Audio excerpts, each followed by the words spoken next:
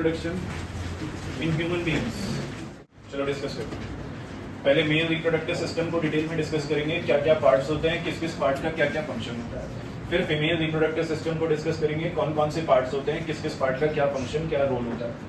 फिर डिस्कस करेंगे कैसे male sex female sex cell के साथ कंबाइन होता है, मेल का सेक्स सेल फीमेल के सेक्स सेल के साथ किस तरह से कंबाइन होता है, कॉम्बिनेशन होने के बाद क्या होता है, और अगर कॉम्बिनेशन ना हो तो क्या होता है। वो सारी चीजें हम सीक्वेंस में डिटेल में डिस्कस करते हैं।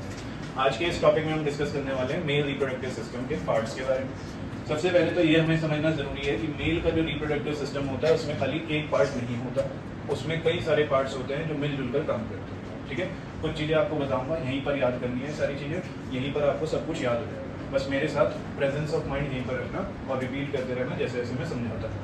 ठीक है, तो मेल रिप्रोडक्टिव सिस्टम के जो मेन पार्ट्स हैं ये बिल्कुल एनसीईआरटी वाला डायग्राम है। कहीं और से किसी और बुक से डायग्राम्स देखेंगे तो कुछ ना कुछ चेंजेस देखने को मिल सकते हैं। हमें किस पर स्टिक रहना है, मेनली एनसीईआरटी। ओके, तो इस डायग्राम के हिसाब से मेन चीजें मैं आपसे डिस्कस करने वाला हूँ। पहले मेल रिप्रोडक्टिव सिस्टम में मेन जो पार्ट है दैट इज टेस्टिस। जो टेस्टिस होती हैं ये मेल का सेक्स सेल जनरेट करती है, जिसको बोलते हैं स्पर्म। मेल का सेक्स सेल जनरेट करती है जिसको क्या बोलते हैं, स्पर्म। तो सबसे इंपॉर्टेंट पार्ट स्टार्टिंग में दैट इज टेस्टिस। टेस्टिस के दो इंपॉर्टेंट रोल होते हैं मेल्स के अंदर, बॉयज के अंदर। एक तो ये सेक्स सेल जनरेट करती है, नो डिस्कशन, सिर्फ समझना। ये तो मेल का सेक्स सेल जनरेट करती है जिसको क्या बोलते हैं, स्पर्म। दूसरा ये एक हार्मोन रिलीज करती है मेल के अंदर जिसको बोलते हैं टेस्टोस्टेरोन। क्या होता है इसको, टेस्टोस्टेरोन।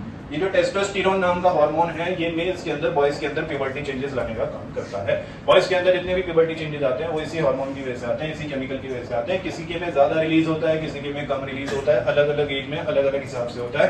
इसी वजह से कई बार चेंजेस जल्दी देखने को मिलते हैं, कई बार चेंजेस धीरे धीरे देखने को मिलते हैं। उन चेंजेस के बारे में भी डिटेल में डिस्कस करेंगे। फिलहाल जो मेरा टॉपिक है वो क्या है, मेल रिप्रोडक्टिव सिस्टम को समझाना। तो मेल रिप्रोडक्टिव सिस्टम में सबसे इंपॉर्टेंट टेस्टिस है जो मेल का सेक्स सेल प्रोड्यूस करती हैं जिसको क्या बोलते हैं, स्पर्म। क्या बोलते हैं, स्पर्म। वो टेस्टिस जब इस स्पर्म को प्रोड्यूस करती हैं तो उनको ना टेम्परेचर थोड़ा सा अलग चाहिए होता है नॉर्मल बॉडी टेम्परेचर से। जो नॉर्मल बॉडी टेम्परेचर है उससे थोड़ा सा टेम्परेचर अलग चाहिए, इसलिए टेस्टिस बॉडी के अंदर लाई ना करके बॉडी से बाहर लाई करती हैं एक बैग जैसे स्ट्रक्चर में। इसको बोला गया है स्क्रोटम। क्या बोला गया है, तो मेल रिप्रोडक्टिव सिस्टम में मेल का सेक्स सेल कौन जनरेट करता है, लेकिन टेस्टिस को स्पर्म जनरेट करने के लिए, मेल सेक्स सेल जनरेट करने के लिए नॉर्मल बॉडी टेम्परेचर से थोड़ा सा डिफरेंट टेम्परेचर की रिक्वायरमेंट होती है। इसलिए वो मेल्स की बॉडी में, बॉयज की बॉडी में, बॉडी के अंदर ना होकर बॉडी से बाहर एक बैग लाइक स्ट्रक्चर में लाई करती है जिसको हम क्या बोलते हैं, स्क्रोटम। क्या बोलते हैं इसको, टेस्टिस से जब स्पर्म बन जाता है, टेस्टिस से जब सेक्स सेल्स बन जाते हैं तो वो एक पतली सी ट्यूब से आगे पास ऑन होते हैं। इस पतली सी ट्यूब को बोलते हैं वास डिफरेंस। क्या बोलते हैं इसको, क्या बोलते हैं इसको, इस पतली सी ट्यूब को क्या बोलते हैं, इस पतली सी ट्यूब से मेल का सेक्स सेल यानी कि स्पर्म आगे जाते हैं। रास्ते में पड़ते हैं मेन टू ग्लैंड्स, एक होता है प्रोस्टेट ग्लैंड, एक होता है सेमिनल वेसिकल। उसके रास्ते में वास डिफरेंस से जब वो जा रहा है तो उसके रास्ते में दो इंपॉर्टेंट ग्लैंड्स पड़ते हैं, एक होता है प्रोस्टेट ग्लैंड और एक होता है सेमिनल वेसिकल। ये जो सेमिनल वेसिकल और प्रोस्टेट ग्लैंड है ये कुछ स्पेशल फ्लूइड्स रिलीज करते हैं। क्या रिलीज करते हैं, स्पेशल, वो फ्लूइड्स मेल के स्पर्म में ऐड हो जाता है। उससे क्या फायदा होता है, स्पर्म जो है अपने आप में क्या है, सेल। स्पर्म अपने आप में क्या है, और सेल को चाहिए न्यूट्रिशन। सर्वाइव करने के लिए सेल को क्या चाहिए होता है, न्यूट्रिशन। जैसे हमारी पूरी बॉडी सेल से बनी हुई है, हमारी पूरी बॉडी के सेल्स को क्या चाहिए सर्वाइव करने के लिए, न्यूट्रिशन। तो स्पर्म भी क्या है, एक सेक्स सेल है लेकिन है तो सेल ही, तो उसे भी क्या चाहिए सर्वाइव करने के लिए, न्यूट्रिशन।